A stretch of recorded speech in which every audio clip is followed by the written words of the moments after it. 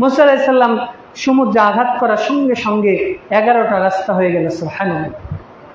তাফসীর ইবনে কাসির বর্ণিত হয়েছে, বনী ইসরাঈলের 11টা কওম বা দলের লোক ছিল, প্রত্যেক কওমের লোকেরা প্রত্যেক রাস্তা দিয়ে পার হয়ে যাচ্ছিল। সুবহানাল্লাহ।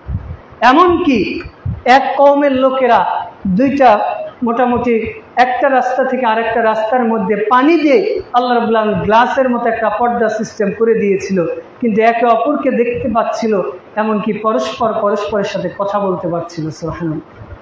এইভাবে যখন তারা সমুদ্র পার হয়ে গেছে, পার হওয়ার পরে ফিরআউনের কওমের লোকেরাও ভিতরে ঢুকে গেছে। মুসা আলাইহিস সালাম কওমের লোকেরা বলছে, মুসা, ভালো কথা আমাদের সমুদ্র পার করালে, কিন্তু আবার তো আমাদের একই কথা হলে, একই ঘটনা, আমরা তো আবার ধরা পড়ে যাচ্ছি। তখন আল্লাহ রাব্বুল আলামিন বললেন যে সবর। মুসা আলাইহিস সালাম লাঠিটা ফেলে দিলেন, ফেলে দেওয়ার সঙ্গে সঙ্গে সমুদ্রের পানি আবার একত্রিত হয়ে গেল। একত্রিত হয়ে যাওয়ার পরে ফিরআউনের কওমের সব মানুষ ডুবে যাচ্ছে। এবার ফিরআউন তুলনামূলক একটু লম্বা ছিল, আর তখনকার মানুষ তো এমনিতেই লম্বা ছিল।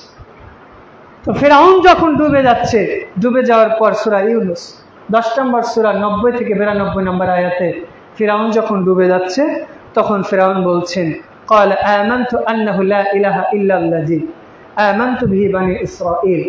তখন ফিরআউন বলছে যে আমি ঈমান আনছি ওই রবের প্রতি, যে রবের প্রতি ঈমান এনেছিল বনী ইসরাঈলের লোকেরা, আর আমি মুসলমানদের অন্তর্ভুক্ত হয়ে গেলাম।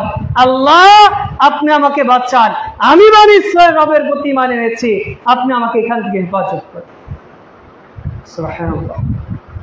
চিন্তা করেছেন? ওই যে কথাই বলে না যে সাপ মরার সময় সোজা হয়েছে, তো ফিরআউন ঠিকই সোজা হলো, কিন্তু কোন সময়? মরার সময়। তো ফিরআউন কি বলল দেখেন, এর মধ্যেও শুভঙ্করের ফাঁকি আছে। সেটা কি?